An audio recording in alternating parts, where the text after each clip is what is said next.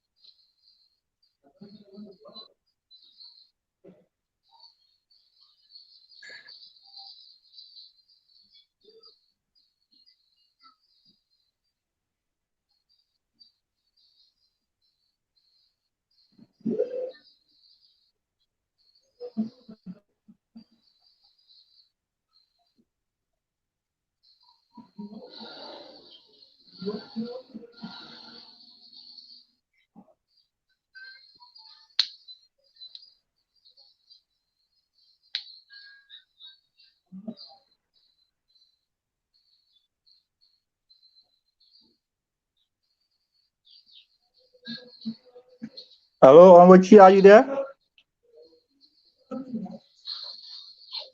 Your movement must be careful because I'll be talking on the radio. Your movement must be careful because I'll be talking on the radio.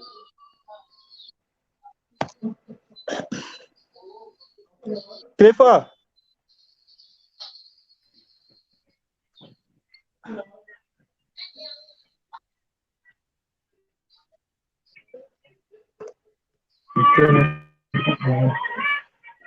Come on.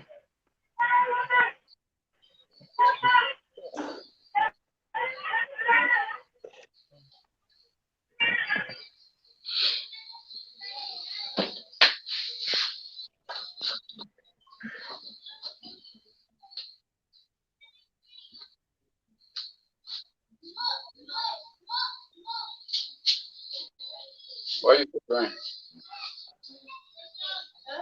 what are you doing back there? Oh, how man? But you have to get it. That is anything. You have to.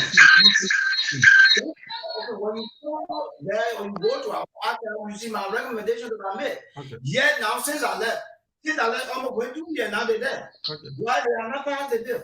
All right. Decent work bill, our boys crying, labor and all, they don't want to pass it. They hang it dancing around the corridor of the council bill. Now you leave that, you want $73 million, where you take $1 million. This $70 million have been right hurting you, huh? And they will not get it. But by the time they make that clever attempt that they made to crack that bill, we're going to court. Because we are the ones that they represent. We are not, I told you, money, that the problem I got with them is if they give me $100,000, You say and good. cannot, you say good. Okay. Where will you use $1 million to convince? If they can convince us, you have the right to convince. You will go. You, the Minister of Internal Affairs, you will go to Riverview. The elder will tell, including myself, to the head of the table. I will be at the head of the table because I'm the farmer at Riverview of Riverview. You will explain. So you see yourself as the creator of Riverview, so you should always be at the head of the table. I say I'll be at the head of the table. How will you take me from that? Can you take me there? Go with me next week when I arrive in, you will see. I want to remarket this. Now, Mamadi did not go there. Let me get back to the airport. Okay, no, I want to ask you this other question. What do you think about political parties, especially your disciplinary political parties not doing the right thing? The Destiny Party. Mm-hmm. They're not doing it at all. What happened to the Destiny Party? I don't know what role Destiny Party's office is on either. Let me tell you.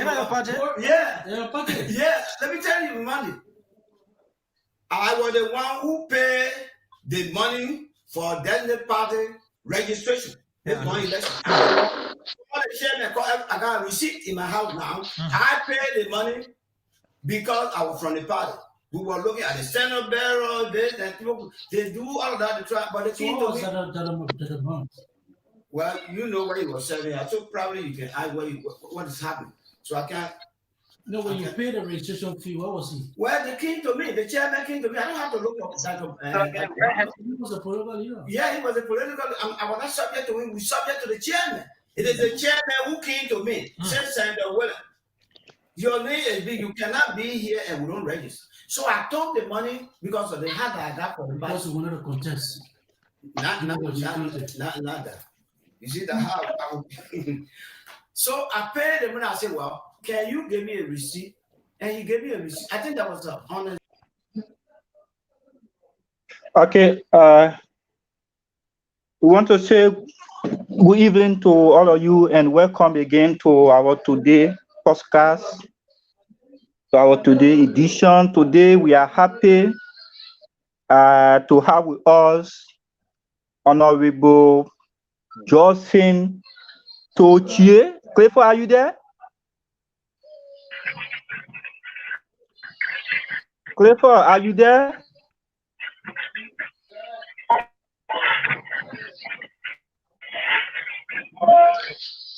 Yes, I'm here. Clifford Ma, are you there? Clifford Ma.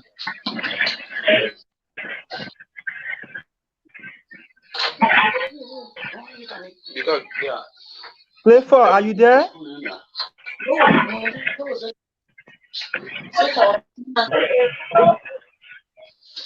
Wow. Clifford, are you there? You can hear me? I'm not hearing you. I'm not talking, Clifford.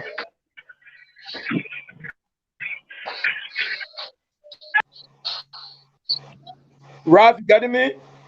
Yes, we can hear you now.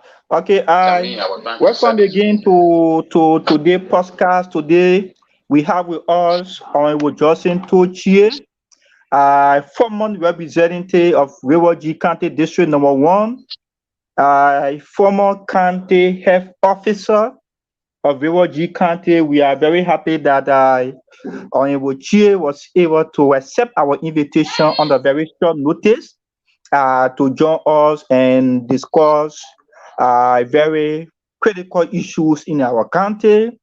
Today we'll be focusing on the city in our country, on the healthcare, challenges, difficulties, prospects, and what do we see? Where can we give attention in the issue of health? So we want to say thanks and thanks for following. For those of all that are following on Facebook, you can call on 06.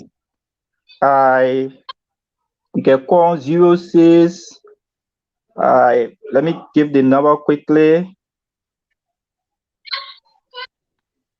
Plus 2126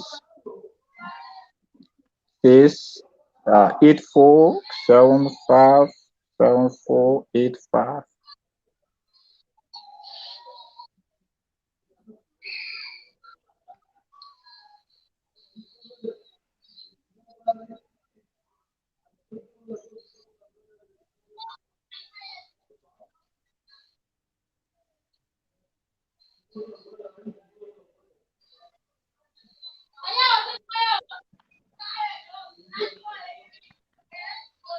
Okay, so welcome, and today we'll be discussing health.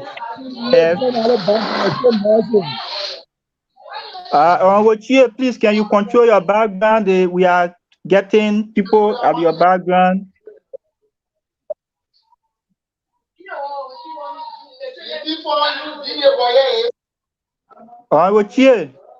Please, can you control your background? We are getting feedback. All right, let me adjust finally. Yeah, there are kids at the background that are. Yeah, as we wait for Meme, how was it? How was Rewaji again? Did Rewaji qualify? No, unfortunately, because of we drew with Nimba, we needed a compulsory win to see us getting through to Morovia. But unfortunately, we drew the game, so meaning that everybody had 3 points. Nimba had 4 points, while Sano had 5 points. So Nimba and Sino had the opportunity to come to Morovia. Okay, Honorable you are okay, but again, your lap is not on. Honorable you are okay. I think your background is okay, but then the second thing, you are in the dark. My background? Your background is very dark again. So there's another trouble. People are not seeing you.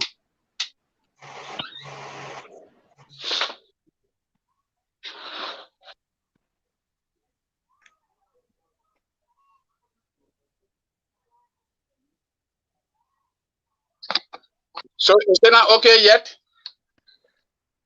You are okay. The background is not clear yet? Yeah, your background is dark. Clifford, can you see him? Clifford, can you see the honorable? Is my background not clear? Yeah, your background is not clear. We are not seeing you good, no?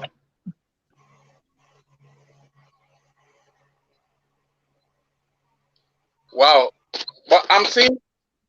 But our listener, our viewer are not seeing you. To see we can hear you, but our viewer are not seeing you, and you are our guest. So it will be good that people see you and see where you are.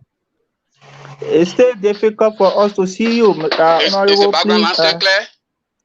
Sure. It's not still clear. Hello? It's not still clear. It's not still clear. The background is still clear. Yes, it's not still clear. No, but I think it's okay small. Okay, it's okay now. It's okay.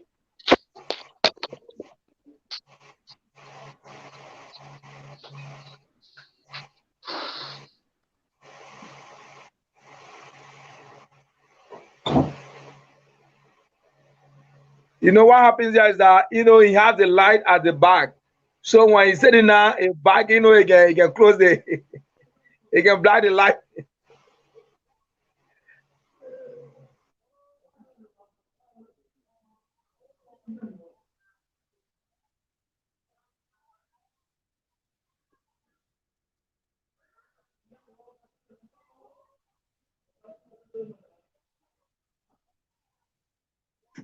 Yeah, Clifford, you were talking. You said how was it again? Rewaji didn't qualify. Why you think is responsible for that? Well, I think that football game, people have to drop and people have to qualify. So I think they did well actually. Play a very fine game. No getting defeat. So well, is this one clearer now? Yes, you are okay. You are okay. No. It's good.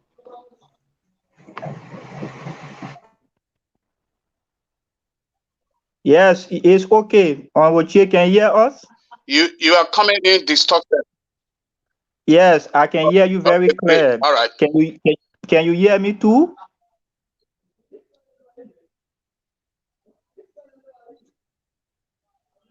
Can you hear me on Woto?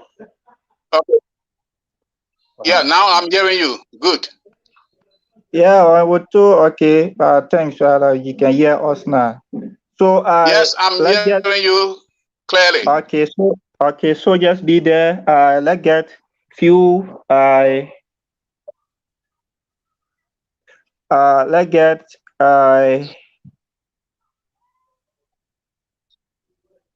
let's get few. So Clifford, you were talking about, and he said, how was it again? Please give a little update about Rewaji again. Well, like I said the game was okay. In terms of performance, I would say the team did extremely well. Owing to the fact that Hello. You are coming in distorted. We can hear you. You are coming in distorted. No. Yes. Your line is distorted. Yes, but we can hear you. Maybe it's your phone, but we can hear you. For me, I'm hearing you very clear.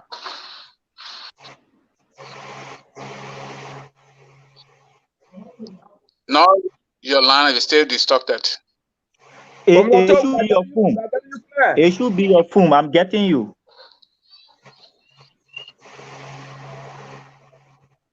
Can you hear me too? No, you need to adjust.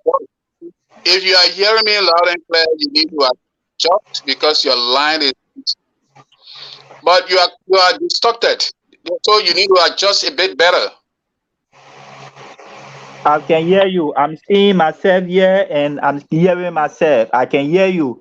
If you are not hearing, meaning that it is your phone, it is your connection that has a problem. But I can hear you.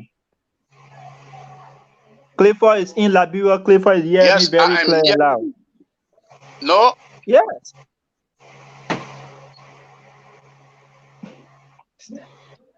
Oh, no.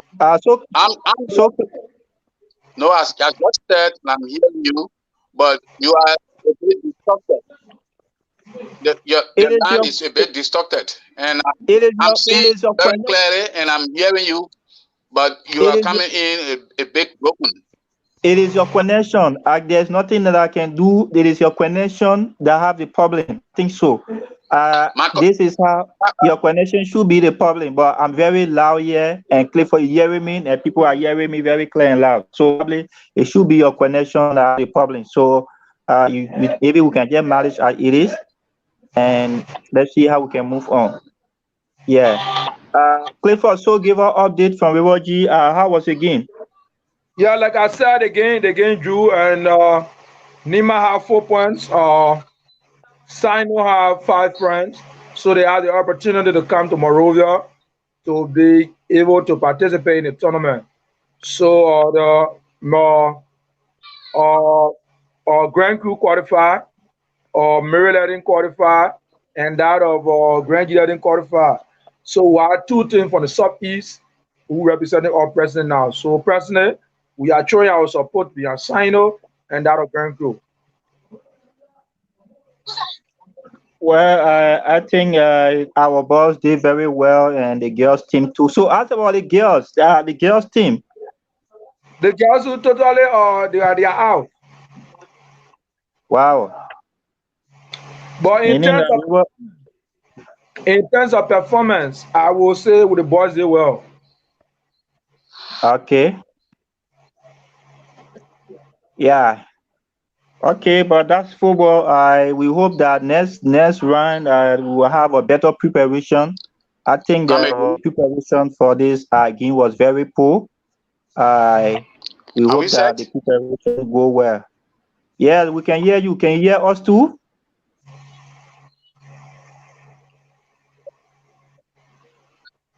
Can we do that? Yeah. So the next game next year we can say try to work on our team and see how we can. I'm not receiving. If you are not getting all, then it should be your phone because there's nothing that we can do now. If you are not getting all, it should be your phone and it should be your connection. Yanti is and mine is in Liberia. Mine is hearing me very clear and loud, and people that are following they are hearing me. If you can hear us, probably you have connection with your phone, something like that.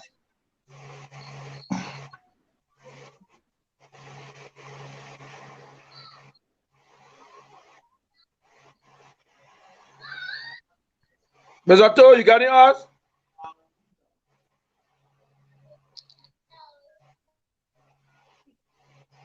Honorable To? Yeah. Honestly, I don't think he have a good connection. He doesn't have a good connection, and that's a problem. He doesn't have a good connection. See, if his camera is even sticking, he just stick on the camera, and we are not getting anything from him.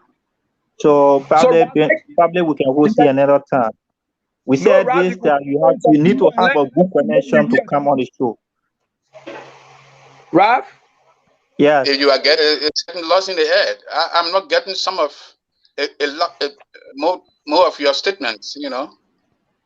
Yeah, it should be your connection. Everybody is hearing me except you. I don't know whether it is the line or what is responsible for the distortion. I don't. It is connection. He doesn't have a good connection, and I don't think that we will continue with this. If he doesn't have a good connection, we can scale you in for another time. Yeah, man. So let's talk about the county team a little bit. So our balls have they returned to River G? Well, personally, I can't tell now. I can't tell for now because I can't tell for now if they are going back. I can't tell. But the issue that we're hanging really having to do with player salary or player pay. The players that participate, they have some level of agreement. They should receive some incentive. But I think up to this, yeah. So I think that's what they were talking about. So yeah, but I think the ministry, there were donations made from other citizens, and the ministry, Juventus gave $12,000, and they didn't go far. They only played 3 games and they dropped, and that $12,000 was intended for qualification. So are they saying that $12,000 is too much for 3 games? No, I think that I'm not getting update, but I think the $12,000 was not given, I think that money had to be given bit by bit. You don't just give the $12,000 at the beginning of the tournament. I think that what I'm trying to realize. Okay, so if we can get on with hello? I think he's available. Yeah, can you hear him? That's a problem. His connection is a problem. We cannot hear him. He is wavering. So I don't know why he's going on.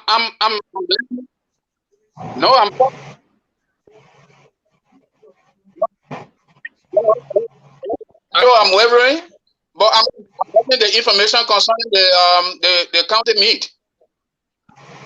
Okay, so you can hear me there. Hello? If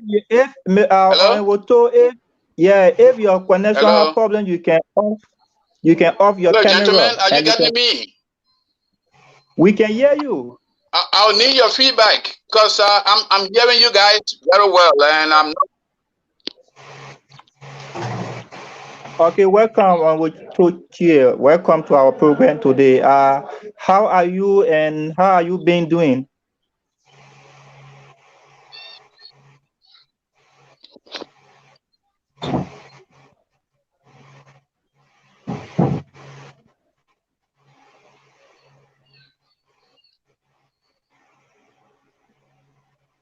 Hello there. There's nothing that we can do here now, seriously. We don't have connection problem. Are you guys not getting me? Yeah, we got you, Mr. How are you? How are you doing? We got you, Mr. Hello? How are you doing? Oh God. Hello? Hello, Mr. How are you doing? I don't know what is happening around here. Yes, I'm doing pretty well. Are you getting me now? Yeah, we got you. We got you. Yes, I'm okay. Are you getting me now? I say yes. Sorry, you say? I say yes, we are getting you.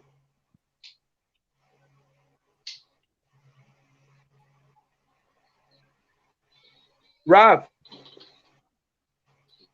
We have to call you on audio, and I think it will be better for you to talk on audio. Okay, then try on WhatsApp.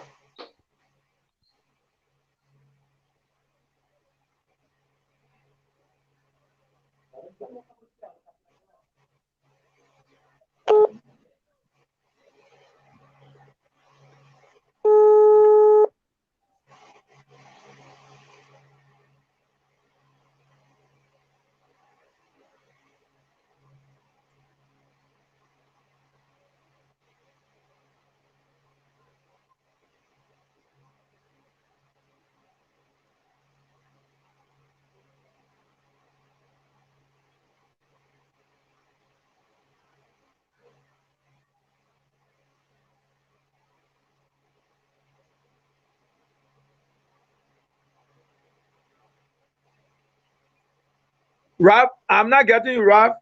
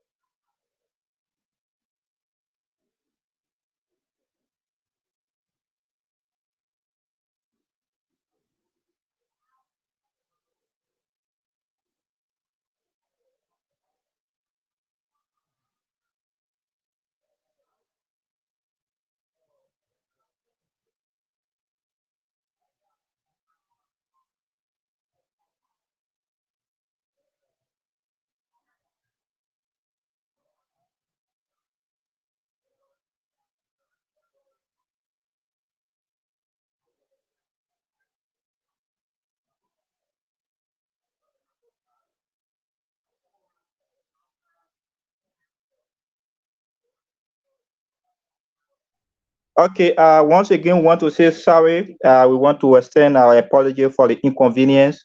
I think our guest had a network problem, so he cannot come on live. So we will host him on audio. We will make an audio for him to come on audio to give us his perspective on the health issues and other development of River G. Are you there? Ma, are you there? I'm here, Ralph. Okay. I'm here. So we are hosting Honorable Justin Tochie, former representative of River G County and former county health officer of River G County as well. Honorable Chie, welcome. Thank you very much. I am highly delighted that I'm on this all-important medium of communication that has been intended to provide the best information that I can through live broadcast. But unfortunately, I don't understand what seems to be happening. I am not a technician. I do not have any idea about what we have done to improve this thing. But I'm okay, and I'm very much again delighted that I'm on the line to speak with our people across the globe. Okay. So would you tell us how long I've been with you since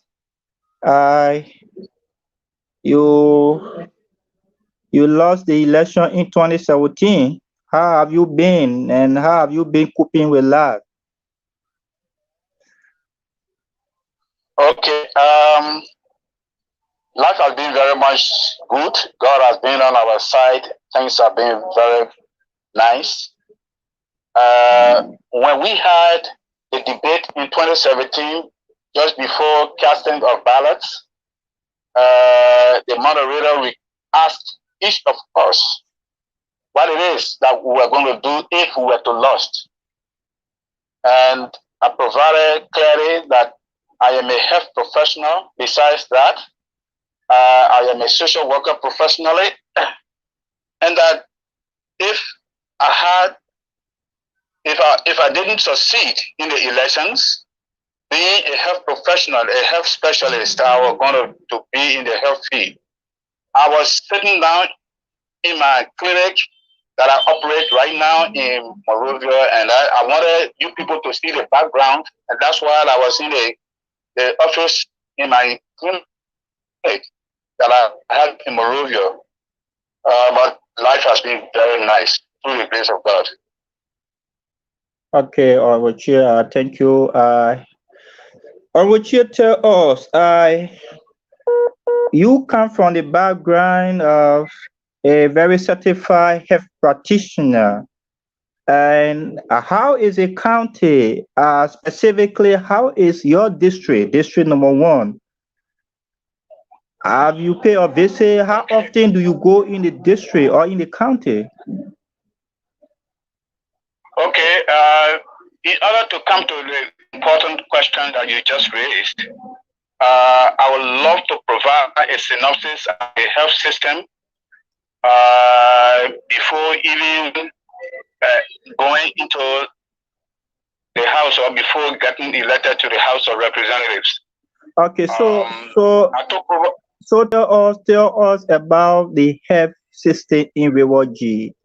How is it been before your election, after your election, and after your leadership as representative for district number 1?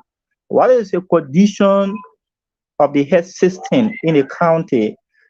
Are we making progress, or there are still challenges that we need to work on? Okay, great.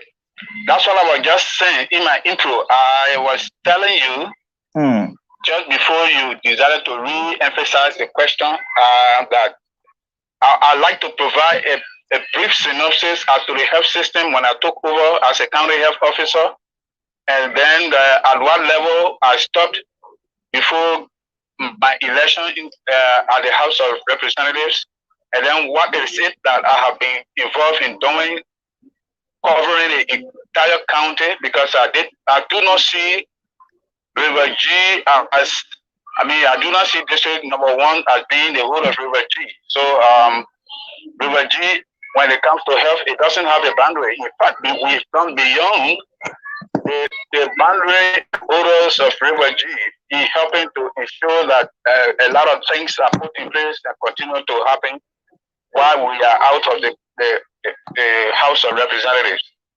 Okay. So we took over the mantle of authority in the county as county health officer in 2000.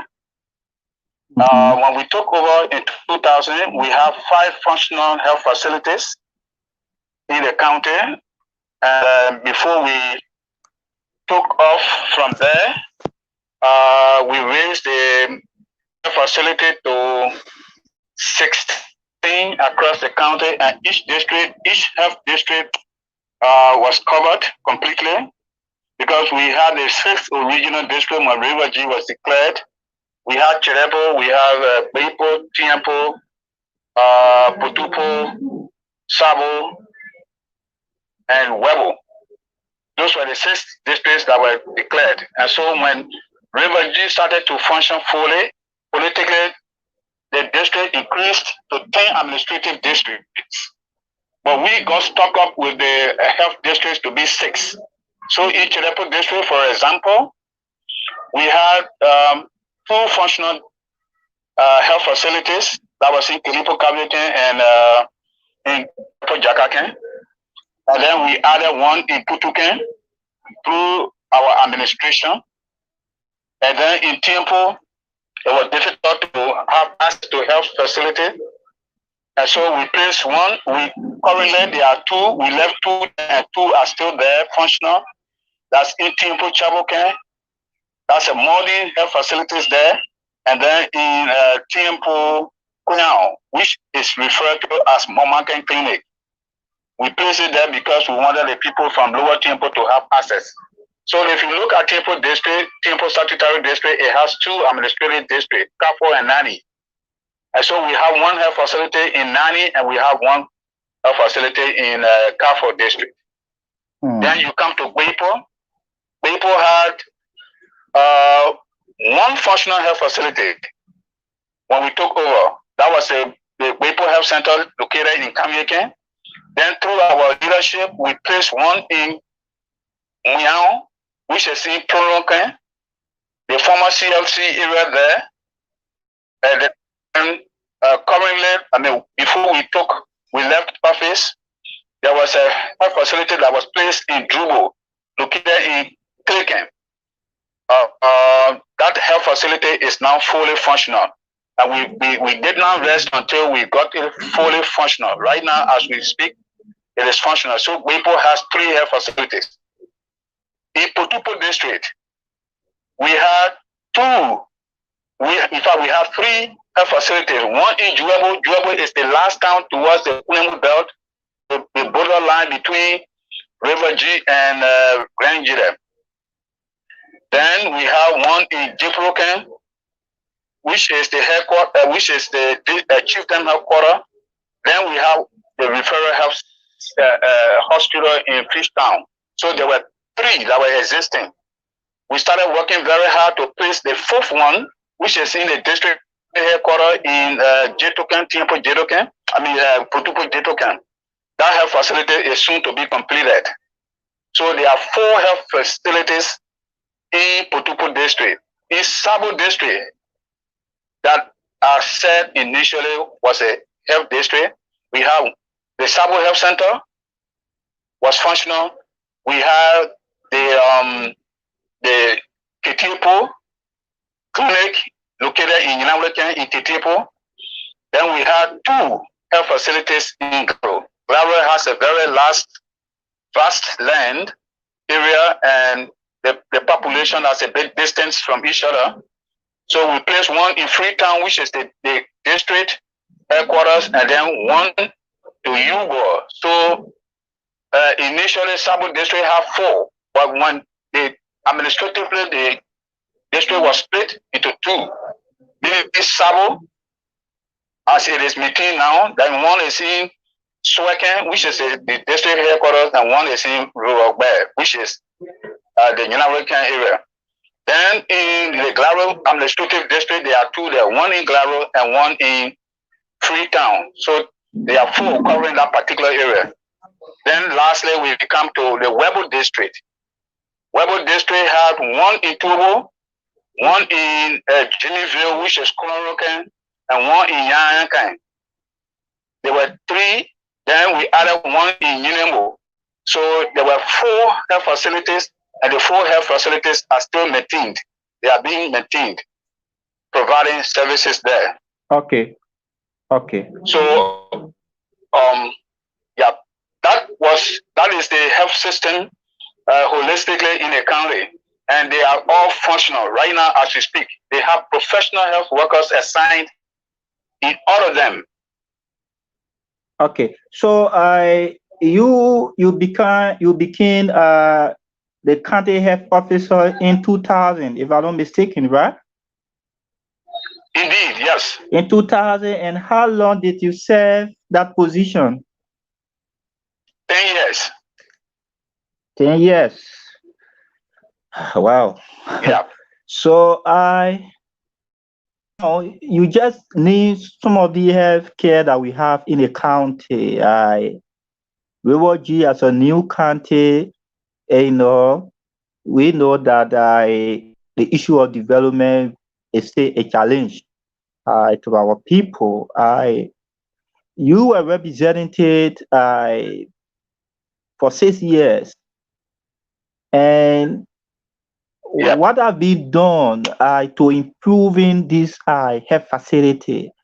We learned that some of the health facilities are there, but there's no health practitioners. There are no drugs or medicine that people go there would prescribe that they should go and buy drugs from the drugstore.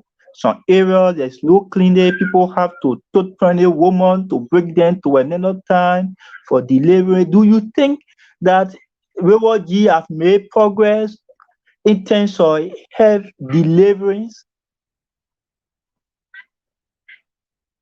Yes, River G has made progress in the health delivery system in the county. That does not mean that there are no challenges. There are challenges. Why do I have to say River G made an improved progress in the health service delivery in the county? Right now, as we speak, we have 3 medical doctors assigned in the county. Where are they assigned? Where are they assigned specifically? They are in a referral hospital in Fishtown there. Okay. Okay. In fact, there was a time in point that River G became the regional hub for health service referral system, because we have 3 medical doctors there, and then the county like Grand Crew, Maryland, did not have the luxury of the number of doctors that we have in River G. It meant in the absence of one medical doctor, River G was still blessed. But there was a time in point that there was confusion in the county, and then 1 or 2 of the doctors were transferred. But later on, we started banking on the door of the Ministry of Health. And right now, as we speak, yes, there are 3 medical doctors. We are striving very hard. As we speak, the Minister of Health and Social Welfare, and then I plus our principal deputies, we raised the standard of Maple Health Center to the EMOC Center, which means it's a mini hospital. We have a doctor's residence constructed, plus the nurse anesthetics, meaning those people who are trained specifically. They are not just ordinary nurses. These nurse anesthetics are the ones that are responsible to put people to sleep and wash them up while the doctor is performing surgery to either remove babies if they are not able to born babies by themselves, or to do hernia repair if the person has hernia that may have his life threatened, the patient's life threatened. So we are now begging on the doors to have another major health facility in Upper River G, which is located in Maple County. The minister has said to us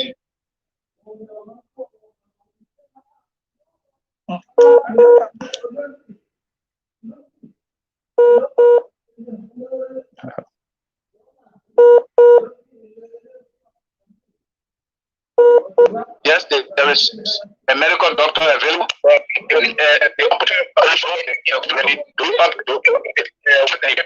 those ones don't get added right now. So we are engaging with the World Health Organization that's in charge of the organization agency to help us with the operating off table. Dr. Trocon Washington is also making frantic efforts writing to UNFPA. Myself, I'm in discussion with this WR called Dr. Clemens, and he has shown me he's now requesting assistance from partners to be able to provide those equipment that government cannot come up with.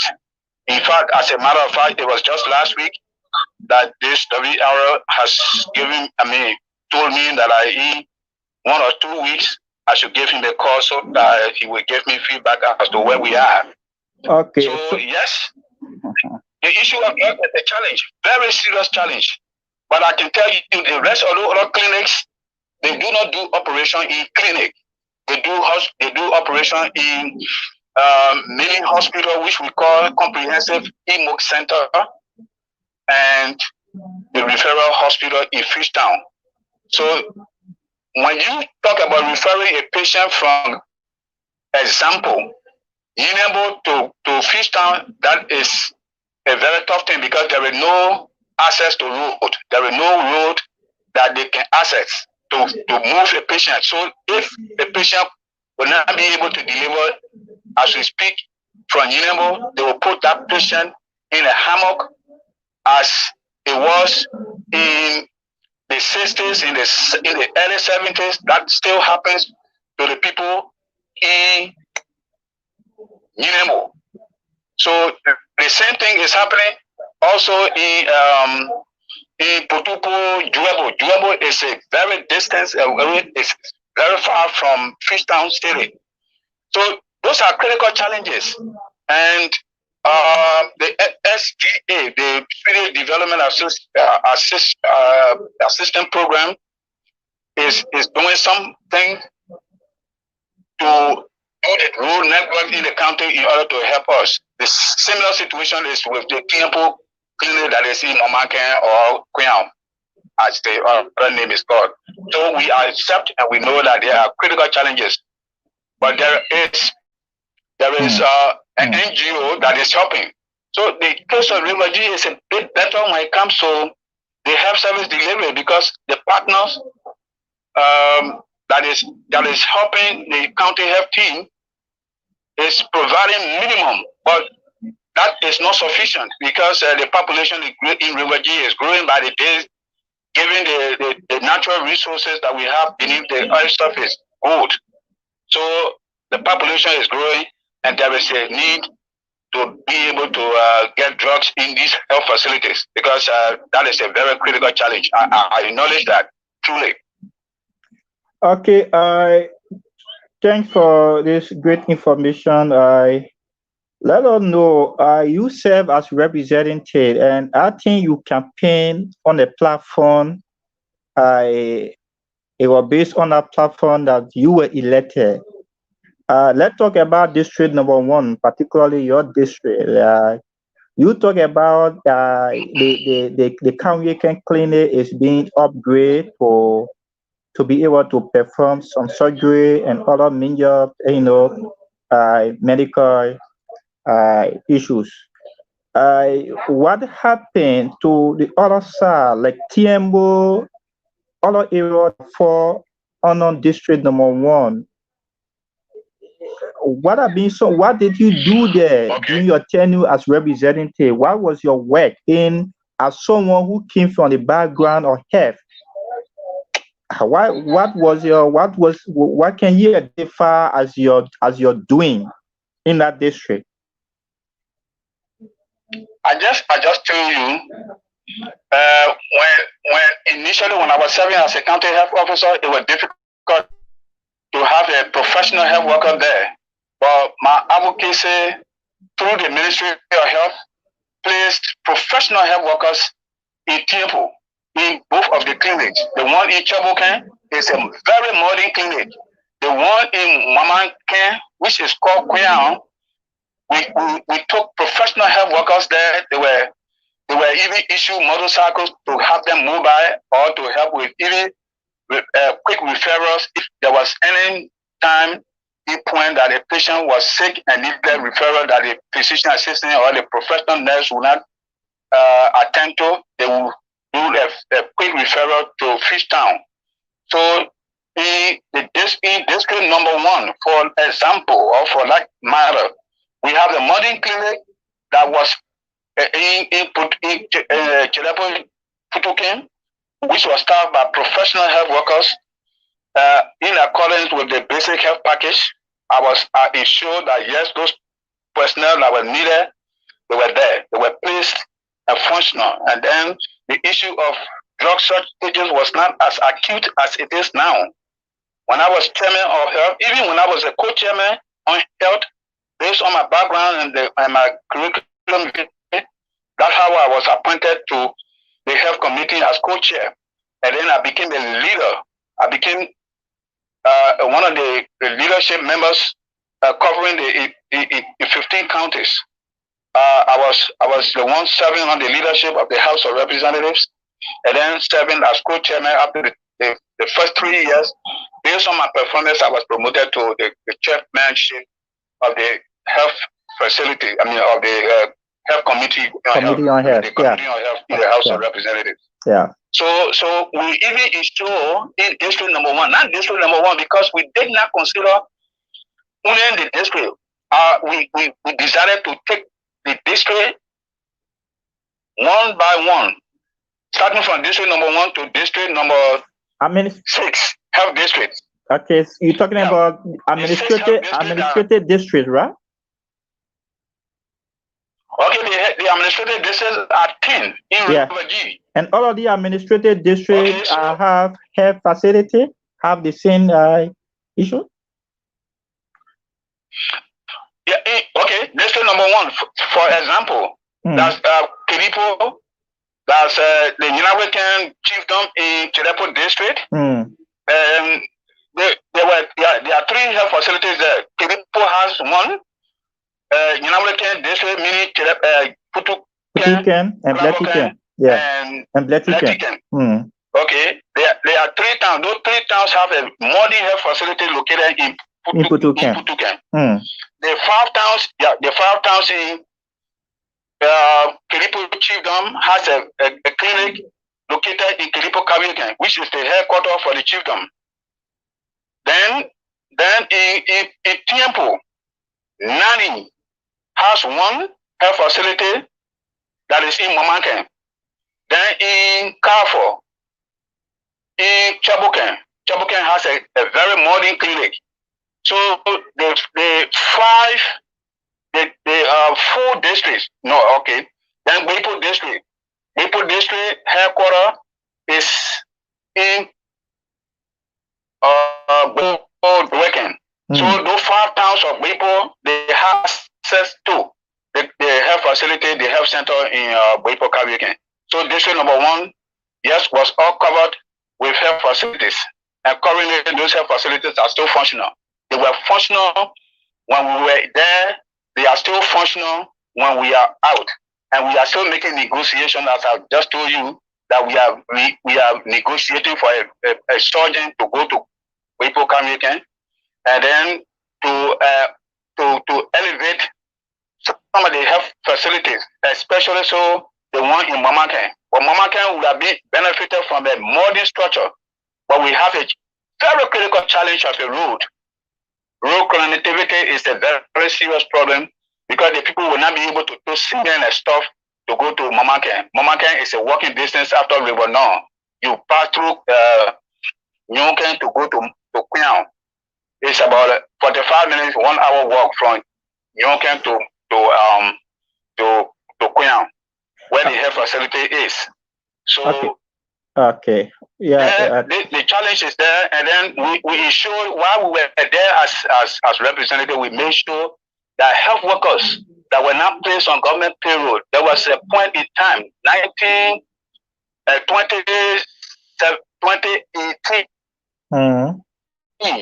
we placed in 1 month, we placed 74 health workers that were working very hard in the county. They were never placed on government payroll. We negotiated and we made sure that they were placed on payroll across the country. That is something that today is a legacy.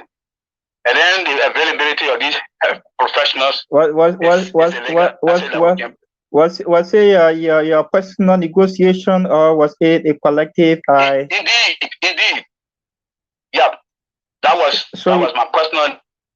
Okay, as representative of district number 1.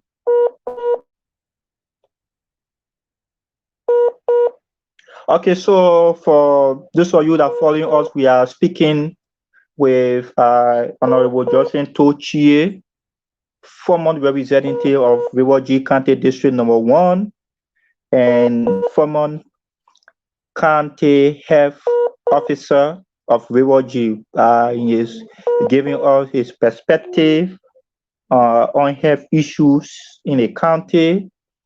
You can send your questions or your comment, and my co-host Man will read this comment later, so that if you have a question, we'll be able to ask him the question. Man, do you have hello? Yeah, I'm getting it, Ralph. Yeah, you grab the line. Okay, yes, okay. So, tell us, you spoke very well about Riverview making progress in the area of health. You need some of the facilities that were constructed or that have been constructed. You talk about the issue of personnel, that there are adequate personnel in the rural health sector, qualified health practitioners are there working very effectively in services to our people. That is a very good news. Let's talk about the issue of logistics. What do you make of logistics? The Weibo County, do they have a vehicle that if we have a pregnant woman in Dwecken or in Jetoken who is in pain and they call for they needed help, how do people get there? People that are on critical list, how do they access this facility?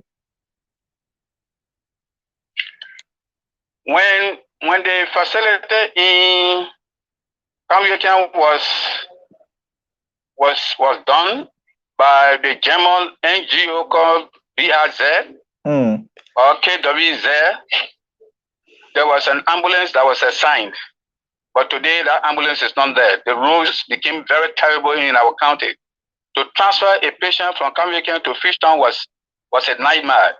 One time a patient passed, a pregnant woman passed en route to Fishtown from Kamyokan, because the ambulance could not go through the difficult road that was there. So in some instances right now as we speak, there was those ambulances that were assigned, two of them, two at the Fishtown Health Center and one at Weibo Health Center, as I was just telling you. Those ambulances got broken down, but thank God the WHO through the H4, meaning UNICEF, WHO, UN Women, and UNFPA, those 4 UN organs had an assignment. I mean, in fact, they placed an ambulance that is there right now to attend to the transfer of critical patients. But I tell you one thing, those organizations were assigned an ambulance, but they will not do the fueling of those ambulances. So it is the government allotment that will be able to provide the fuel. But months have gone by now. Those hospitals, the county health team, the hospital administration in Fishtown, the Weibo Health Center have not got their allotment for a couple of months now. So to access basic things that will make the facility not to satisfactory level, it becomes a difficult thing. So I can acknowledge that there are challenges right now, but yes, indeed there is an ambulance.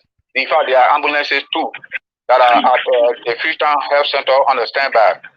And almost every single health facility has a motorcycle assigned to assist in any way when there is a critical patient that is in a facility that will not be able to easily be reached by the vehicle. Well, okay, thank you. If I get you clear, you talk about 3 vehicles assigned in the county by our international partners who donated these vehicles. So we have a county and we only have 3 vehicles, and these vehicles are not even functioning properly. What do you make of this? It's a critical challenge. Right now, when I was a county health officer there was a very, very cordial working relationship between the county administration and the hospital and the health system. And it was through that, through our negotiation, our lobbyistic authority that we had with us, the county development fund bought a vehicle for the hospital director, a pickup. But since I became a representative, how many times did the county receive county health? I mean, they received the cash that is owed to each county by the central government. Unless that is done, there is a decision that can be reached in a county sitting. The county sitting is the major decision maker, or is the highest decision maker. It is in that decision making council that the money that is allotted by government for county development purposes and social development purposes, we can look in there, and based on the fact that the county caucus, we sit there and the citizens across the board, youth, women, men,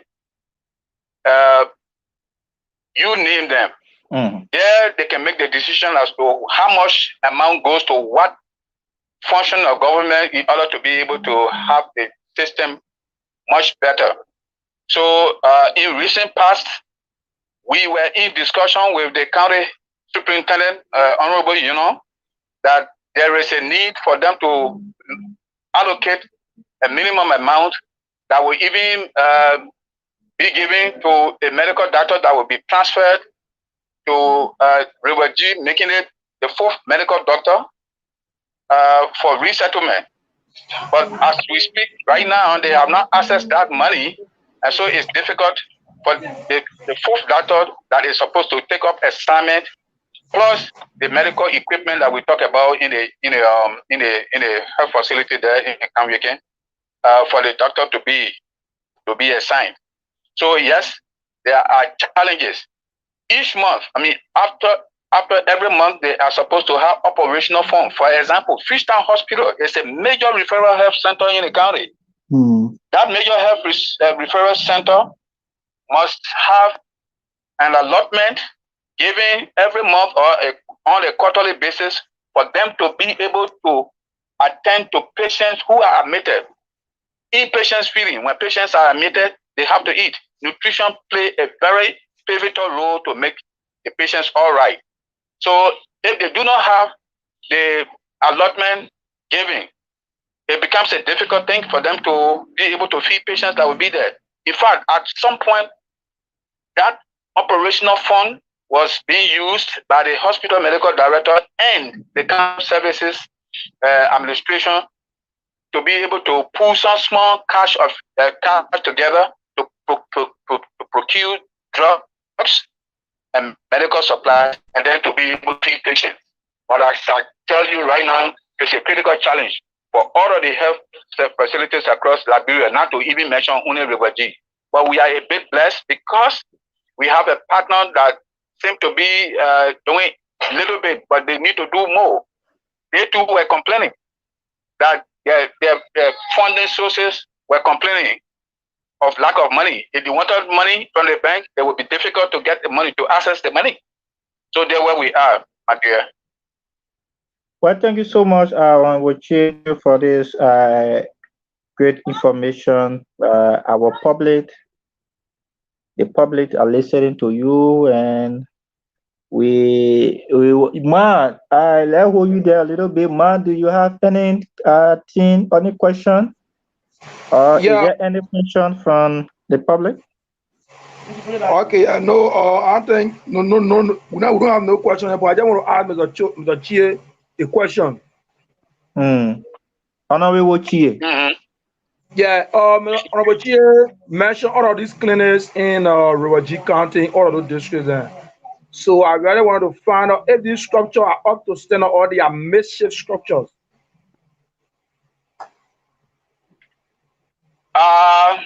Let me count for you those ones that are in relatively very good shape. The one in Jagakan is excellent. The one in Putuka is excellent. The one in Tiempo Chaboken is excellent. The one in Kiripo Kawiken is middle there, but within the course of this year, African Development Bank has made money available to do a modern construction as it is with Putuken, Jakaken, Kiripo Chaboken, Fishtown, Sabo Sweken, Turbo Bauriken, Nyanken, those ones, in fact, and River Bear, those ones are in relatively good shape. And there is a modern one that is under construction, soon to be completed in Putupo, Jetokan, the headquarters of Putupo district. Some of them, the rest of the other facilities are in the middle. Call it in your own term makeshift, but they are relatively good. They have good flow. They have good walls, but they are not compared to the ones that I was just naming, like in Tubo, like in Stabo Sweken, like in Bipo Kawiken, like in Kuriken, like in Proronken. Those are relatively very good health facilities, meaning they were constructed by concrete. You know, Tiempo, Chaboken, Jagaten, and Putuken. So let's get this straight. Many of the health facilities that you just named, the structures are there, but in terms of facility, medical facility, like drugs, and even the health practitioners that are assigned there, sometimes the banner posts come to Monrovia, and sometimes people go there and they cannot even have, they cannot have the common medication that they need. So sometimes they make prescription that they have to go to the drugstore and buy. It has been a problem. Even my mom, who is in Jakaken, complained to me several times that the clinic is there, very beautiful, but nothing is there. You cannot find any, what do you make of this, the issue of facility supply? Because what makes the hospital is the services that it delivers to the people. It is not just the structure, but the quality services. That's what make it to be a clinic or a hospital. Good. Look, I'm in agreement with you 100%. I just listed the critical challenges that we have. In fact, the entire country lack medical supplies, lack essential drugs in 90% of the health facilities. Why? Because the allotment, I raised the issue of the allotment that central government can provide that will enable the medical, the county health officer to procure essential drugs and medical supplies to place them there. But they have not received, for the past 2 quarters, they have not received a penny. So where do they get the money from? We are not running drug revolving fund. So drugs supplied to 90% of the health facilities across the country. A critical challenge. This is new. Let me give you a scenario. Annually, the budget for only drugs and medical supplies from the Ministry of Health used to be between 10 to 15 million. But tell me, the entire health budget at one point that even went close to 8 million to provide drugs and medical supplies. But the rest of the other years, no way they will provide what would be approved. Will be 4 million, 2 million, 1.6, 1.5. That's what used to be provided for drugs. But during those years, we have partners that were assigned in these countries and they were helping government to provide drugs. But right now, 80% of the NGOs have left. So drugs and medical supplies are very difficult. 2, some of the health workers we have, the professional health workers, they are not from our county. They come from different places. When they place them on payroll in 1 year, 2 years, they will write and say they are going to their counties of origin. Yeah. Or they are going for further studies, they will leave. Yeah, they will leave the county. Yeah. Yeah, that has been a very serious issue. So what started happening before I even left was to encourage our nurses who are from River to go for further studies to Sweden for 3 years to become professional midwife, professional nurse, to TU, Tottenham University in Harper. That is the blessed thing that is right now. But the next challenge there is government is not placing people on payroll. So there are many of our refugee citizens, daughters and sons that have graduated from various schools, from TNIMA, from Moropatan, from Tottenham University, from Smart Institute, from Zuedu, from Esther Bacon School of Nursing, from Phoebe School of Nursing, from Cottington, that are right now in the county, but they cannot get on payroll unless they do a replacement. That's policy of government because they don't want the wage base to continue to increase.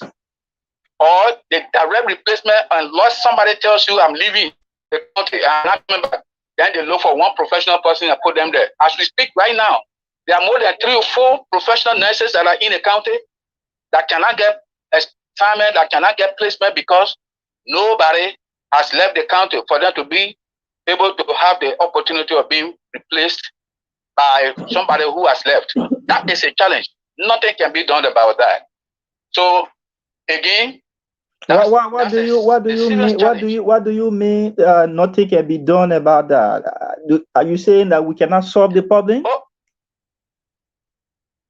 it is government that does employment. I'll tell you a scenario. The late Frederick Cheru, I took 10 nurses from Cottington. 4 of them came from River G. 6 came from different counties. Those days, we did not have professional health workers.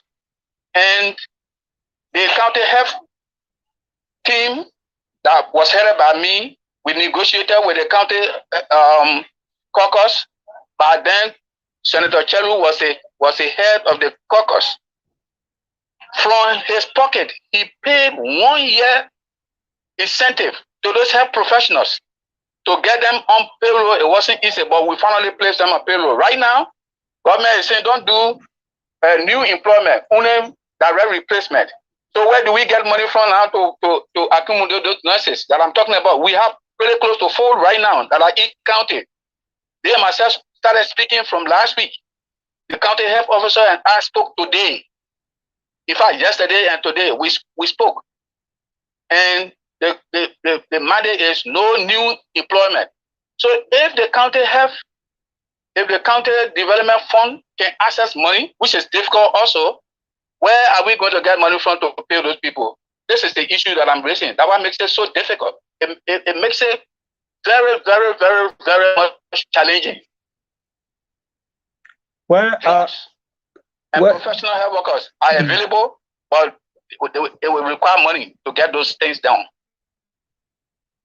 So tell us, what has been your relationship? You are no longer a lawmaker for our county, and neither the county health officer. You are in your private life. You are doing your private business. But it seems that you continue to play a role supporting our health system and making sure that developments go in the county, in the area of health. What have been your relationship with our county authority in terms of some of these challenges and how the challenges can be resolved? Were you able to meet some of our leaders, sit with them, discuss with them, and find a way that we can solve some of these difficulties, like the issue of logistics, where there's no vehicle, someone is on a critical condition, but they cannot access the clinic. The clinic don't have a vehicle to transport the person, and all of those things. Thank you very much. Excellent question. You see, I don't want to be looked at as somebody who is undermining the administration of my successor. Because right now there were development programs and development projects that were underway when I was there serving as representative for District Number 1. I just gave you one or two scenarios. The Islamic religion in the county has two structures. One in Fishtown, one in Bepo-Kawikin. The Bepo-Kawikin is the oldest and it has more population than any other area in the county. I was doing an Islamic school, elementary school. The project started, and because I'm out, that project is there.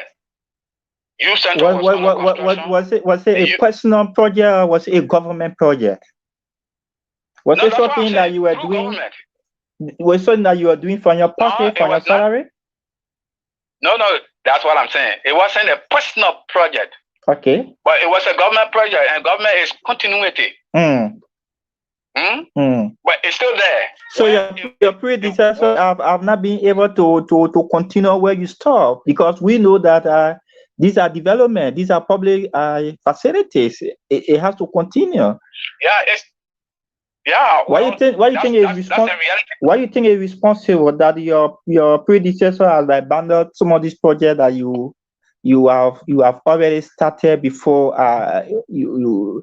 you lost the election in 2017? What do you think is responsible for that? If I tell you what is responsible, I will be lying. My successor could be the best to answer the question. I ask you another question again. With you, I asked you the question of what have been your relationship with your predecessor and even the entire Rivergy relative corpus. We're talking about relationship in terms of development. Speaking is number, but what we want to see is our country, our common interest is Rivergy, and this is Rivergy. So we want to know exactly what have been your relationship and how is the relationship going? Do you think that because you have what you just explained, what you just explained, so very good. You have been working very hard, ensuring that our country have a very good health system to help our people. Our people are suffering, our people are dying. People in Glaro, people in Kitiepo, people in Sabo, people in Tuobo, these places. Cars don't easily go there. People are dying from common, sicknesses, and that can be treated, because of the challenge that our country is faced with in the issue in the area of health. Now you have a very vast experience working in the country for 10 years. Elected as representative for 6 years, served on the Committee on Health, which is one of the high-ranking committees at the House of Representatives. And you have just alarmed some of your initiatives, some of the things that you did to improve our health system. Now, 2017, you lost the election, but you still have the desire of working to improving our health system. Now, I'm asking you this question. Besides District Number 1 lawmaker, we have other lawmakers from other counties. We have senators. Senators have no bankroll. The 2 senators are responsible for all of the districts. What have been your relationship? Were you able to sit with some of these lawmakers, sit with them and discuss the issue with them? If yes, what have been the response to you? Okay, that's very correct. Senator Kwame Biwise is one person who have been trying his best to help, because there is a cordial relationship. But I'll tell you one thing: in order to be able to develop such a relationship or to be able to move ahead with these things, the person should show that there is passion in what you want to say, or they will be able to accept. Senator Matthew J. Matthew J. from the House of Senate was on the health committee in the House of Senate. Senator Matthew J. the former senator right now, was on the House committee, was on the committee of health in the House of Senate. But because of the relationship between us, the House of Senate and the House of Representatives, the two committees, there are opportunities that Senator Jay benefited from. But it would take the passion to be able to go after certain things.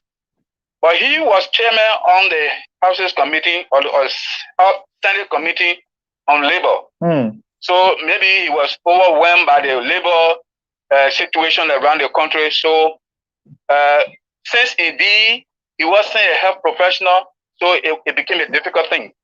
But again, being on that health committee, he needed to be proactive during my absence, and he was well placed. Okay, but in most of the instances, it was Senator Wiese who was pushing the line. I would explain to him, and he would see the way I will go, and then he will lend support. So for example, the one that voted me out is a minor, a businessman. So if you talk about land, mass, and energy, then what his focus is going to be. Yeah, but he needs people. He needs people like you who have experience, no matter the political differences that we have. He needs people like you, people who have vast experience in the area of health, to come around and tell him, look, this is what we need to do. This is how you need to lobby it, because you have experience in the house. You know how to deal with some of the issues. You still have connection with some of the ministers, some of the health practitioners who are still holding key positions in government. You still have relationship with them. You have a good health plan that you can share with anybody that they can tap into. So this is a situation now. My question specifically to you is to know if you have been able to sit with Representative Alexander Paul to discuss the health issues of River G. I agree with you. I can tell you, we need some level of maturity in the leadership. And if you see the openness, if you see the receptiveness of the person, you can constructively engage. When you try to engage and you don't see the openness and the receptiveness, sometimes you hold your peace and you push the line that you can push. I'm giving you the information that I am giving you because I know the way to move when it comes to health. I've stayed 29 years in the health system. I stayed 3 years in agriculture with government. 3 years agriculture as a beginning, 29 years as a health professional. I mean, I've traveled throughout the world, Europe, Asia, America. Okay, and in fact, I was at the University of Connecticut, University of Hawaii, doing primary health care. Okay, I came back and I started working. I worked with even international NGOs, MSF, WHO, even in country and out of the country when we ran away as refugees. So in terms of negotiating and networking with people in the health sector, I can tell you no hospital in Liberia that I do not know the medical director or the county health officer. Yeah, on which we agree. So, yes, let me hold you there on which thank you for that stuff. But let's get it straight. This is Rivergy issues. You are not the only person who are not saying have issues, but you are one of the person who is willing to work with people in the country and to make sure that we have a very effective health system. Now, my question, we want you to answer this question because you are not answering our question. We want to engage and we want to know if need be, will be inviting some of the other time we invited Representative Dupuye. He appeared on the show 2 times and he gave us some information. We can invite any of these lawmakers to come to and give us clarity, but we want to accept him because our people, the entire country now, we do not have a vehicle. As per my information, all of the vehicles are break down. We don't have a very effective vehicle in the county or ambulance that can cater to the needs of our people. This is a very serious challenge. Now, you have all of these good plans, good ideas, how we can work together and how we can improve our health system. Are you saying that on your Alexander Paul, I'm not giving you the attention that you need in order to put before him some of your plans, that giving you advice as to what we can do to improve the health system? Is that to constructively engage each other? No, I have not seen that. I haven't seen that. Okay. So it means the answer is no. I haven't seen that happening. Okay. Thank you so much for this clarity. Let's talk about the issue of the caucus in general. How is the relationship between you and the Viwoji caucus? Oh yes, the caucus and there is a cordial working relationship. I'm not talking about individuals. I'm talking about the entire caucus leadership. Yeah. But there has not been a meeting point where we can meet as past and present caucuses or members of the caucus to be able to sit down and discuss critical matter as related to the county. For example, if there is a county sitting that has to do with the overall development discussion of the county, and we have invitation, we will go there and share our experiences and the way forward. Yeah. But there was once upon a time they gave us invitation. I received an invitation, and they were telling me that they were only going to pay the way of people from within the county, and they weren't going to pay the way of the former caucus members. How would I go to River G to go to example Fishtown or Sabo to attend a county development meeting? It takes me one drum of fuel to go, one drum of fuel to come, just to come and go. But if the vehicle is to move beyond my district, then it means I will need between half of the drum, given the kind of vehicle that we have, the Land Cruiser. So you see, if somebody tells me, come and go, you are responsible for yourself. And I am not gainfully employed. I need to think twice. While it is true I love the county, but the resources must be available in order to be able to attend to those. So it was one time that I received invitation. And from that time to today, I have never received any invitation as former lawmaker inviting me to an important meeting like the county meeting where development programs are discussed. No, I have not. Okay. So it's based on individual working relationship that has been developed. And I can tell you, Honorable Dopo, Honorable Young,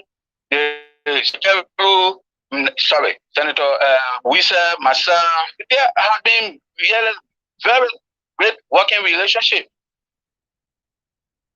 Okay, that is one-on-one, but to be generic about the entire caucus, no, we have not been able to get together. Okay. So let's talk about your private life, and let's also talk about some political developments in your district. How a district number one, we learned that recently you were in a county and you were campaigning very for a candidate. Which political party are you recording? I am consistent.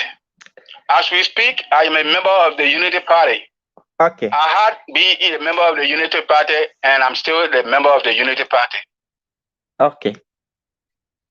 So let's talk about this going election. Were you in the county? Were you there? As one of the lead player of the No, sir, I wasn't there. Okay, so let's talk about the issue of the district number one. Some of the development. Let's talk about. I want to start with the issue of the road project in Tiembo. Undertaken by Representative Alexander Paul. We have learned that before the election, Alexander Paul took a yellow machine in a county to construct a road or rehabilitate a road that leaving from Weibo to inside Tiembo. And that was a very groundbreaking ceremony, which also boost his morale to have gotten a vote for Tiembo as someone who was bringing relief to the old age challenge, of bad road. We learned that this project is.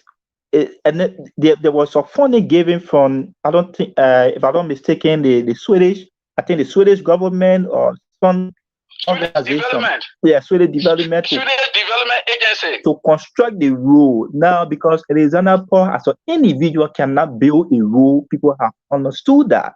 So I think government is coming in now to see how they can help with the road. What have been the condition of the road? Will you be able to go and see the condition and how the road will be constructed? Is the road up to standard? Is the contract going on very effectively? Because that's your district. Thank you. I have a stake. I have a very big background in Tiempo. Yeah.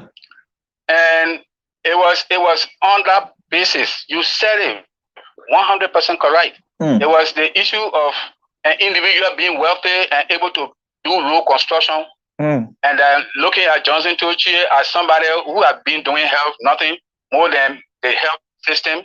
So somebody who can do road construction on his own is by far better than him. So we need to get this man out because we have somebody who is able to do it. And I was candid with our people. I told our people, do not allow anybody to make fool of you because not one individual can do a road construction.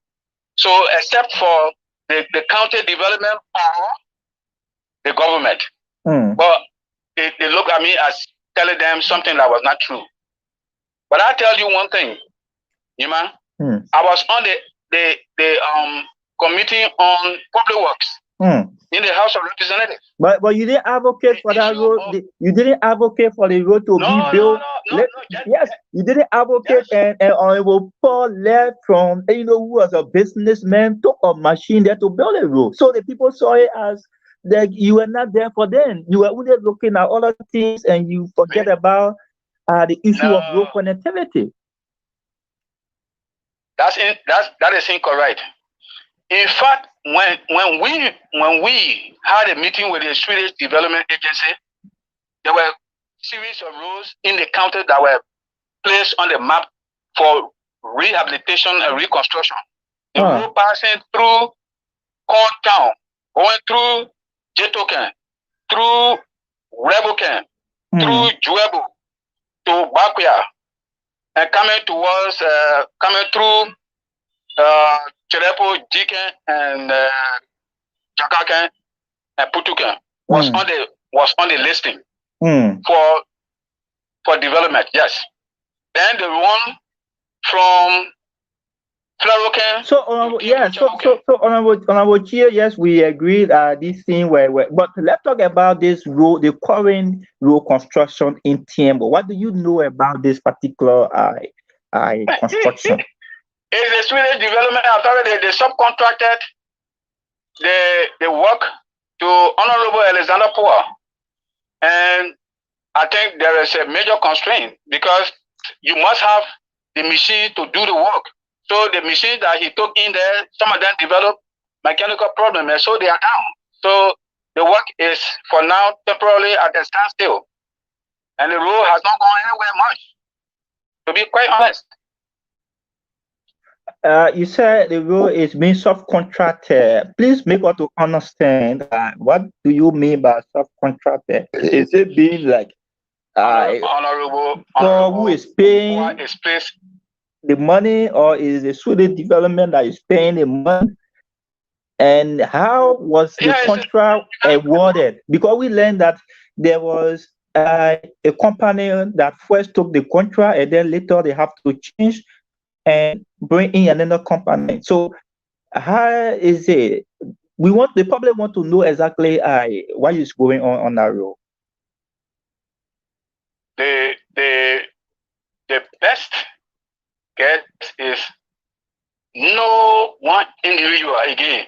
The student development through the county administration decided to do the farm to market roads in our county.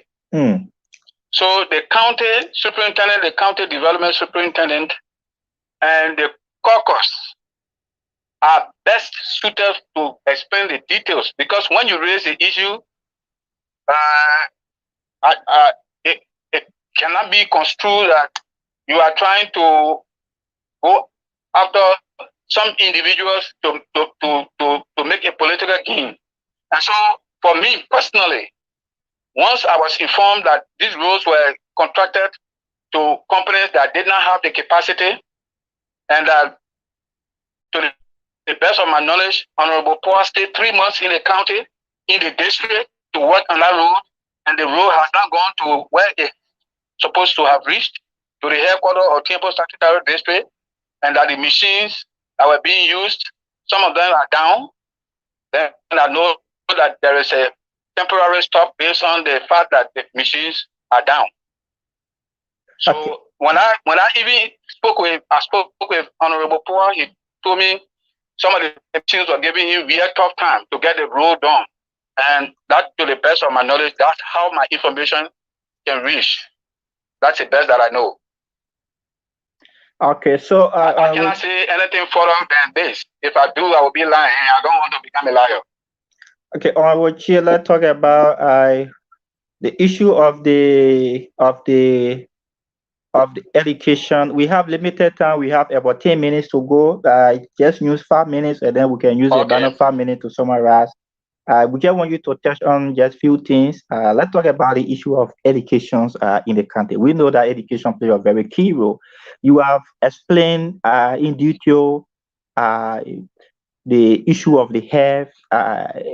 I think our listeners got you very well, and you explained from my own point of view. You explained very well. You understand the health issues in the county. But let's talk about the issue of our education system in the county. We only have 2 high school, and I can say 1 high school because even the other high school still found it difficult to have what it takes to be a high school. I saw the photo recently about Tuejekle. The whole roof of Tuejekle is like it was destroyed by a storm. And people also from your district, Weibo district, the Weibo Motolacho, the Weibo Central High, is also facing a serious challenge in the issue. Weibo Motolacho, Weibo Motolacho. So tell us what is going on. What do you make of the education system in the country, in the county?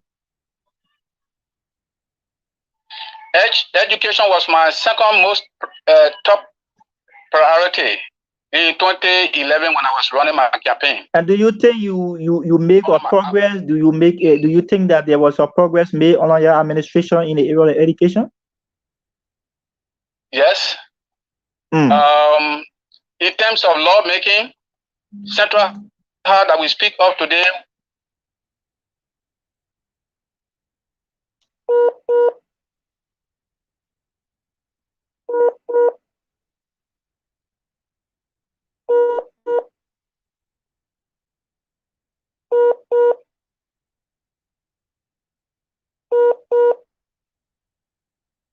Okay, Ma, are you there? Yeah, I'm here, Ralph. Okay, do we have any question from our listener? Yeah, there was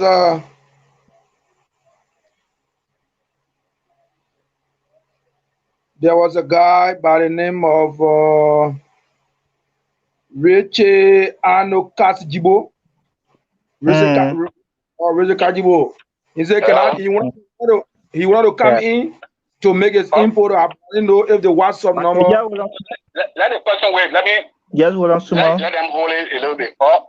Yeah, so Honorable Chair, just conclude in 2 minutes with the issue of education, then we can. Yeah. You remember that even 2015, 16, I paid the WAEC fee for the total number of students that sat the WAEC exams in Maple Multilateral High School. I was responsible for it was just an election. At that time, there was elections around, and you wanted to get re-elected. So you did that on a political reason. No, don't. In fact, from the students that are supported based on my own cash were more than 75. Some of them Tottenham University, some of them University of Liberia, some of them AME, some of them EMU, Smart Institute, across the length and breadth of our country. Besides the little 1,000 they were giving us. What was the general policy for education under your administration? Let's forget about personal. All right, good.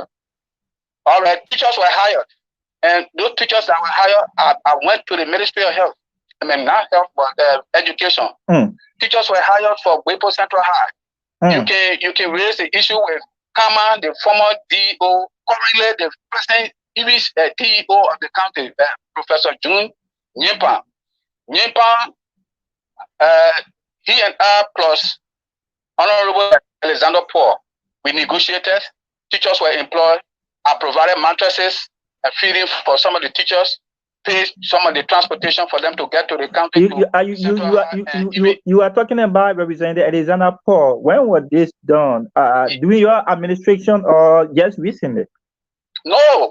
I'm talking about when I was out. Yeah, we're talking about your administration. Let's discuss your administration. What did you do during your administration in the area of education? Good. The first Zing House Elementary School constructed in Temple, Wirokan, was done by me. What's the name of that school? Wirokan. Temple, Wirokan. So the name of the school is Wirokan, right? Wirokan Elementary. Okay, Wirokan Elementary School. Okay. I provided zinc for the reading room, which is referred to as library for the school in Kraboken, Chidepo. I helped with the modification, renovation of the school in Tempo Jetoken. The Wipo Multilateral High School was provided a generator, photocopier, because teachers were writing on blackboard. So I had a photocopy machine which was 3-in-1. It had 3 functions into one. It could do photocopy, it would do memography, it could do other important essential things, plus a generator I provided for the school. And then laboratory reagents and materials. If you say laboratory, the entire country we are lacking of which kind of laboratory are you talking about? Just something that you build and you just put something there. Is that what you call library, or a library up to something called library? Let's know. No, the administration. Listen, the administration wrote me and told me that based on their curriculum, they needed laboratory materials. So I negotiated. Yeah. So it does mean that this means that there's only library in Rio, because as far as we consider, there's no library in Rio G campus.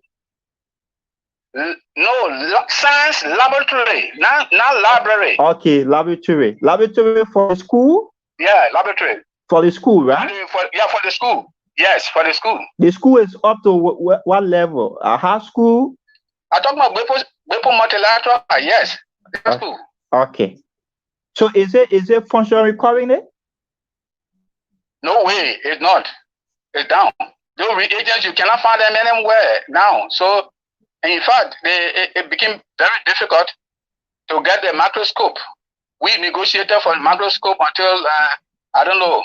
So, there have been the turnover. So it was a personal initiative, and there's a problem that we always have. Like, people want to take personal glory, so they always want to do things so that can take the name. Like you just talk about some of the development that you undertook, that you initiated, your predecessor, it's not giving attention to this project and try to do his own project, and this project become dormant. And the issue of people not wanting to work together as a team, and everybody want to have a need that people want to. There is a problem because you did that as an individual, and I don't know where you got those things from, whether you got them from the US, and there was no fallback position of that. How can we maintain this particular program? Even if I will leave office, how can we maintain them? That's a problem. So now it's not functioning all because. Right. No, Honorable Iman, let me ask you, if you were a principal of Gateway, for example, or you raise the standard of the school incrementally, every year you add a grade, 10 grade, 11 grade, 12 grade, you were the principal there. If you went to the level of 11th grade and you leave, and the teachers are in place, and that teacher is assigned to a different school, if you are assigned there as the principal, will you not definitely go through the records and continue from where the other principal stopped in order to get a full-fledged high school status? So unless you develop the interest, unless you show leadership, it's going to be quite difficult. You see it? So it's not individualized. If you were doing something and I got in your place, it is equivalent upon me to say, oh, but what made you to come here? What can we do? Or because it would be to your advantage. You who are succeeding me, it would be to your advantage for you to be no, hello. Okay. Yes. Honorable Chair, we will leave you now. We will leave you now. We are, thanks so much for the time. I would just want to focus your question to you. Thank you for the explanation. But Honorable Chair, you serve as representative. You were voted out 2017.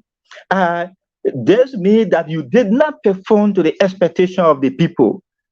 That is why the people didn't carry you for the second time. Do you agree that it was because of your honor performing for which you were not voted for the second time? If you went to the House of Representatives, of the 3 representatives that were in River G that were voted out, if you ask any of them, in fact, my colleagues who and I were together, they will tell you it was an error by this.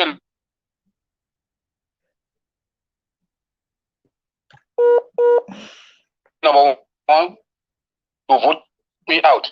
Because in terms of lawmaking, yes, I submitted 6 bills.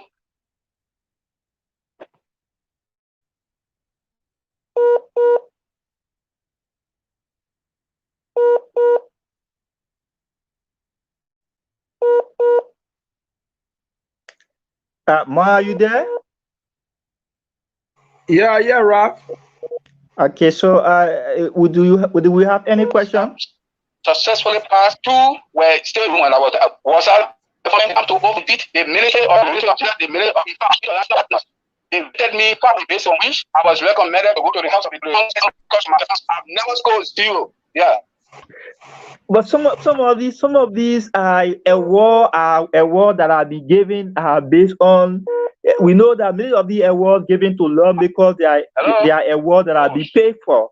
We see many legislative awards to lawmakers who are decimally performed receiving international award, local award. So these things they are not things to, but the people in the county will see exactly what you are doing and they will vote you. So let's forget about all of these awards that you got. But in the county, why you think a responsible? What led to your defeat? I did not say award. No, Jima, I didn't say award. I said I submitted 6 bills that passed in terms of lawmaking. I was the only lawmaker.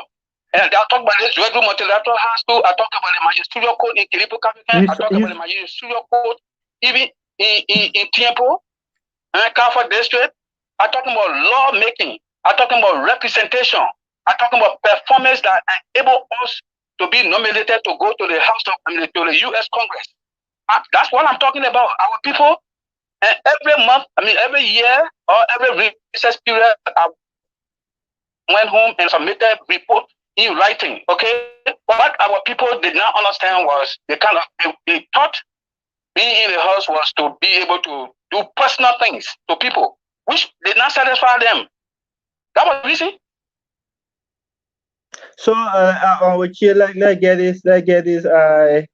let's get this straight in another way. Now you are not representing anymore.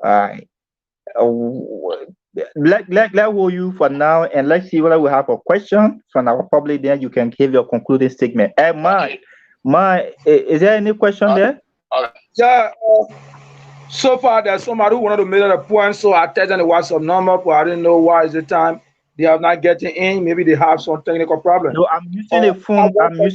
So nobody can call now. Yeah. Oh, but anybody want to make comment, they can write the comment on the Facebook, and you can read it. Yeah, I have the question. One Marian, abandoned Marian Ghana. She said, "Do you have any intention of rerunning again as lawmaker in River G County?" Yes, read all of the questions. Then yeah, that only one question there, but all the rest of the people are making comments at all. Can you read some of the comments for all quickly? The most important ones. Just hold on small. I don't know. You favor me this way. Wow.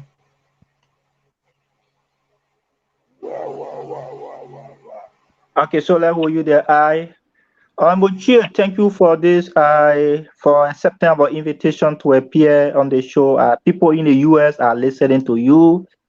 We have people in the US following. People around the world are listening to you tonight. It's unfortunate that you were not able to come on live through but we hope that next time your internet will be better for you to appear live on the show so that people will know and see you live. But let's just end with you with this issue of this. Please respond to the question. Then we can ask you for your closing statement. Do you have an ambition to recontest in the district? Because you just stated that it was an error to have voted you out. The people made an error. So since the people have realized that there was an error, are you contesting again? Will you contest in this coming election?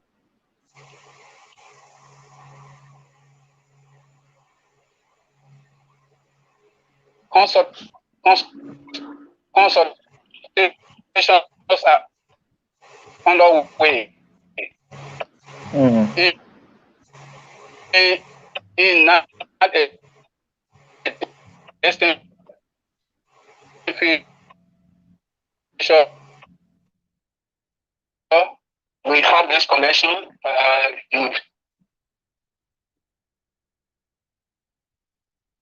Does that satisfy you? Consultation, does this mean that you have an ambition? So you are making consultation in the district. Your consultation is ongoing in the district for your re-election. Consultations have been done in the family cycle all around the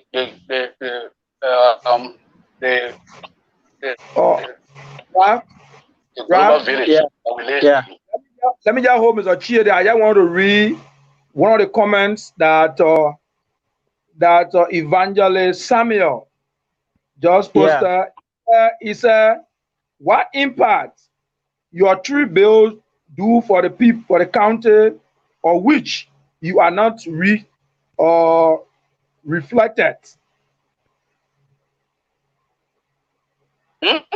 Please read a comment, a question again. What impact did these 3 bills? He said, "What impact your 3 bills do for the county, of which you was not reflected?" That maybe the person was trying to say, what are the impact of the 3 bills that you talk about? That you talk about 6 bills, but he's talking about 3. So what are the impact of these bills? I think that's what you want to know. What are you saying?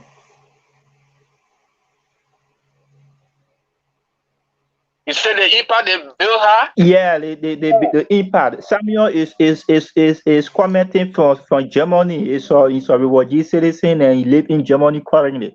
So he is making his contribution from Germany. Okay, where there is law and order, peace and harmony flow. So if you create a magisterial code and that magisterial code is fully functional, that is an impact. Besides that, it made people to have employment, and those people who are employed in those magisterial code, they're putting daily bread on the table for their family.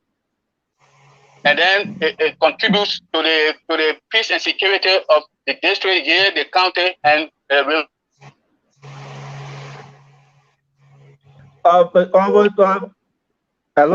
high school that will give people the beginning skills in their lives. You're talking impact. That's it. This is education with profession being attached to not just really ABC, but professionally to have a professional career attached to the institution. That alone should not be, to me, a question to myself directly, because that institution is a government-run institution, and government is continuity. People must see to it that yes, indeed, it will benefit all of the citizens of River County, our sons and daughters. I will let me ask you the question. Do you think that your current representative for your district, your representative Honorable Paul, is performing very well? He is doing well for the district? Oh, well, they just released a legislative report by international people. So if you go on Facebook, you will know the standing. Yeah, we want to know your personal that report by international group, but you live in the district. You are a member of that's your so we want to know what are your observations. Do you see he really performing? Because the other time somebody from Kenya can come here and say, no, what the Oromo is doing in our district, nobody has done it. Even Honorable Francier, Honorable Johnson here, and these are. So you live there. Is it really managing your district? Very properly and delivering these things that are essential for your district? In order to be able to judge somebody, you must know their platform. No, but we are talking about tangibles. Let's forget about the platform. Platform is something that you're going to do, your policy. But if someone build a house, you will know because you will see the house. If someone build a road, you will know that they build a road because you live there. I know of 3 tangibles. And what do you make of these tangibles? Guest house. Are they good for the district? Are they good for the district? Are they something that you think you have made a progress? Yeah, before we went to the elections, there was a town hall that was under construction. We agree that this town hall, but we're talking about the impact. We are talking about the impact of these stuff. Are they impacting our citizens? Do you consider them to be development for a lawmaker? In some way, yes, because there must be a meeting place where people will sit to discuss the issue of development. So yes, the one that is in American Matown is being utilized. So I think indeed, yes, it's making an impact. But when you talk guest house, I do not know how that has been used, whether it is making impact as a revenue generating institution or not. That remains a question mark for me. I cannot answer regularly to say yes or no. Those are the two projects that I know. And the third thing is that he engaged in road construction, and that road construction has not gone anywhere. So the impact there is zero. I can say for sure. But the road construction is a process. It's a process. You have to take time. Oh, do you think that it can just happen in 1 year, 2 years? 3 years. No, the road construction started before the elections. And 3 years have gone by since the election. So, and Chile ask you the question. You just complain about your predecessor not giving attention to the project that you initiated. You started, and this project have been abandoned and this project they are popped, facilities that you need to. You talking about having consultation. 2023 is around. If you were to be elected 2023, will you also abandon this project that have been undertaken by the current representative, or will you complete them? Based on my experience as an experienced person who has been in the district, in the county for more than 2 decades, I cannot see any essential development that is being undertaken for it to be abandoned. In fact, I would prioritize wherever those kind of development will stop. If I were to take the mantle of authority today, I would constructively engage who it is that was in charge of implementing those projects for them to continue. Thank you, thanks so much for this. We would like to take a party statement from you to come to end of this program. You give her your party statement, your concluded statement in 2 minutes, and then we can leave you. Let me extend my profound gratitude to you, great men and women, for organizing this medium of communication that will provide some basic information to our people. We would love to see more of it, to be constructively engaged with administration, both current and past, in order to be able to bring like minds together to take on the overall development of our county. River G is challenged. Unless we are together, we cannot do any development that is going to benefit our people. And that should be the common denominator that every leader must fight to achieve. So let me congratulate you, gentlemen. And then I'm happy that you people, a good number of you are in the diaspora, studying. Upon your graduation, I would definitely love to see a good number of you returning to contribute your quota. Some of us refused to be in the diaspora when we had opportunities yesterday.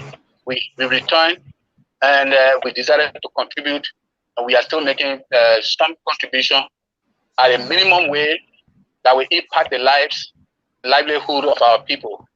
So let me say a big thank you for organizing this.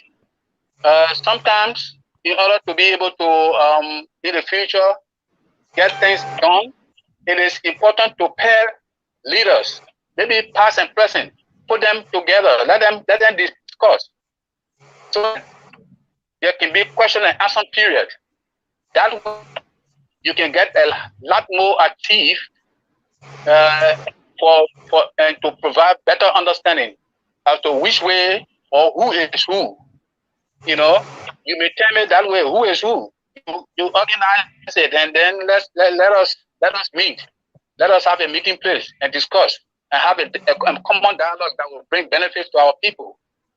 So I'm extremely elated by this call, and I look forward to more of it. And I wouldn't wish for it to have a period that will last for months before that will ever be called back. Let us constructively engage in order to raise the standard of living for our people, taking development holistically as River G is our common denominator. Okay, thanks so much, Honorable Justin Tochie. We want to say thank you for taking up your time to appear on the show to give us a very important information regarding the health system in our county and other development issues. This is River G Dialogue Forum where we discuss River G issues, and we will like to have you again to elaborate more on some of these things. And like you said, we will find a way that we can, because some of the things that you raise, the issue of lack of coordination, lack of cooperation, between past leader and current leader, I think is something that we need to talk about, and we have to. So I thank you so much, and have a good night. Thank you, great man. I appreciate all of you for this all important medium of communication to our people. Okay. It is very vital. And I know if it is continued in a very positive way, it will impact our people so much. Thank you. Okay. Thanks so much, sir. Yeah. Okay, Marshall, it was so good having Representative, former Representative Justin Tochie on the show tomorrow. We will have Mr. Juhine, who is a project coordinator in the office of Madam Pina Bondo, Chief of Protocol of the Executive Mansion. And we'll also have Justin Gide, who will also join Juhine to give up on the developments in the county regarding some of the projects that are being undertaken by Ambassador Nora Finabono in River G. So tomorrow we are looking forward to have these two personalities on our show. So we'd like to do you have something to say before we can come to the end of the show? Yeah, first of all, I want to tell you thank you for making that contact. We want to make it clear to the people of River G that this forum is an independent forum. This forum, the inner objective of it is to make sure to bring the people of River G together so that we can be able to discuss issues that are carrying on to the development of River G County. So this forum in few months to come will not just sit in Monrovia here, but will be in the district interviewing our old people and to see how best to visit all of the projects that that we are talking about here. We are talking about the other person say they do this, they do that. We have to verify and know what are these. All the questions that we are asking, people should not feel that we just sit in Monrovia here. But a few months to come, we'll go to the district from town to town, from village to village, and visit all of these projects to see if it is true that these projects are going on there. And so the thing is there. Because our brothers, our sisters in the diaspora, all of them, are listening to people. Everybody is saying good thing about themselves. We're doing the project, we're doing the project, we're doing the project. That's fine. But we just want to make sure if all of these projects, it is true, they are going on. So pretty soon, our River G Dialogue Forum will be in River G County, and we'll be visiting project to project, giving our people the information. Watch it. We are not, for me, we are not politicians. We are people who doing all that we can to bring River G together. That's all. Okay, Matt, thanks so much. Thanks so much for that clarity. And this is how we come to the end of the show. We want to say thanks to all of you for participating, and have a very pleasant good night. Yeah.